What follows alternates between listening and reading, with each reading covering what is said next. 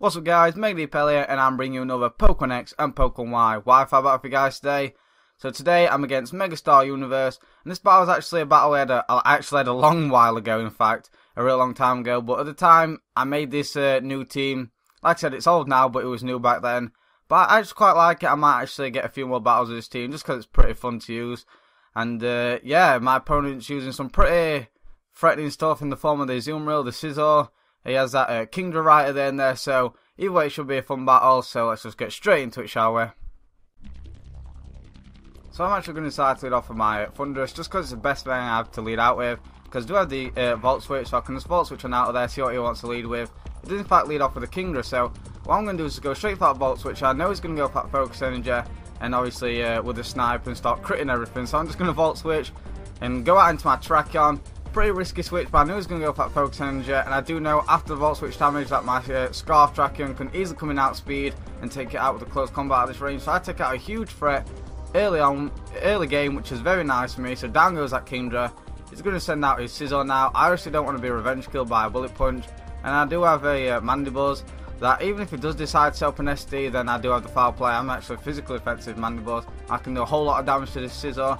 So it's basically my safest switching, as he does in fact decide to go for that Swords Dance, predict my switch, which is a nice play by him. But at the same time, like I said, I do have the foul play, I do outspeed, and do a solid 98% or something like that to this thing, as he goes that U-turn, and only does around about 50, so Mandibuzz too bulky, and that Scizor pretty much not going to be a problem, especially if I'm able to go at my Stealth Rocks, and it will obviously die to Stealth Rock switching. So in comes his Azumarill now. I don't want to take a Play Rough, so I'm just going to switch into my Jellicent. The best thing I have to take hit from this thing is actually goes for a Waterfall. Probably should have gone for a play rough, but at the same time I'm not too sure if he's actually running it. So what I'm actually going to do is just go for that Will-O-Wisp, just try and cripple that thing. The obvious switching to Florges was pretty obvious, but getting a Will-O-Wisp on this thing and residual damage is pretty nice. So what I'm going to do, I'm just going to make the switch to scout out what he's running, potentially running the Toxic. To make the switch go out into my Heatran, as he actually reveals the light screen, so dual screen in Florges, which is pretty nice. But at the same time, I can't pretty much touch this thing, to be perfectly honest. So what I'm actually going to do is just go for that Roar, I do believe. As he makes the switch, goes out into his Goodra, I guess, expecting me... No, I'm actually going to tell my Stealth Rock, sorry. And as he makes the switch into Goodra, I guess just to take any hit from me. And that actually reveals the Earthquake, which definitely caught me off guard, as now I go for the Roar. I was a little turn ahead there, I do apologise, but I roll him out into his Scizor. Like I said, my rocks are in fact up, so this Scizor will in fact go down. So that's great for me, his Mega's out of the way. And that Goodra did a whole lot of damage to my Heatran, like I said. I wasn't expecting that Earthquake whatsoever. He's going to bring in this thing now is here, Azumarill. As I go for Protect, expect him to be the choice, but I'm actually reveals the Belly Drum at this point. This is very scary to me, obviously, as he's going to boost his attack, get health back from his Citrus Berry, which is nice for him.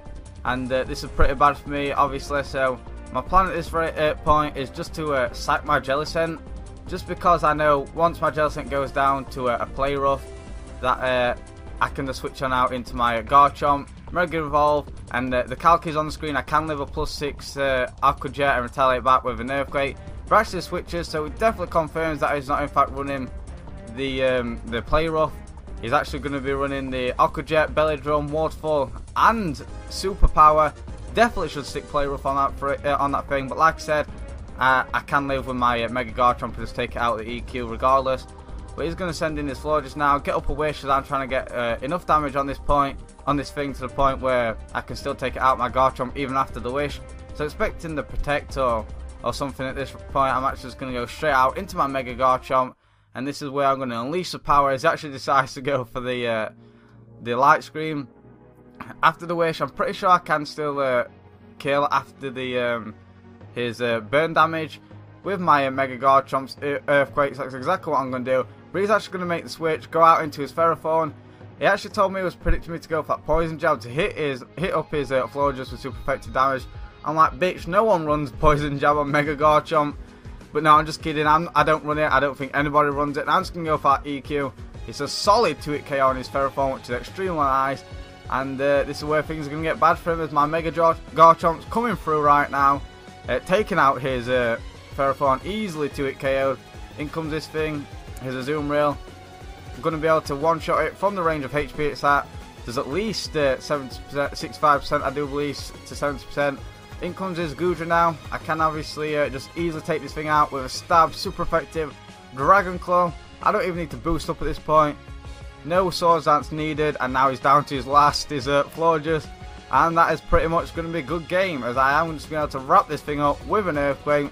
So hope you guys enjoyed. It's pretty much more of a fun battle, not the greatest in terms of the competitive aspect, but it was a Mega Garchomp sweep at the end of the day, so always viable to upload. So I hope you guys enjoyed. If you did, be sure to leave a like, comment down below, and of course subscribe for more. Thank you guys for watching, and I'll see you guys next time.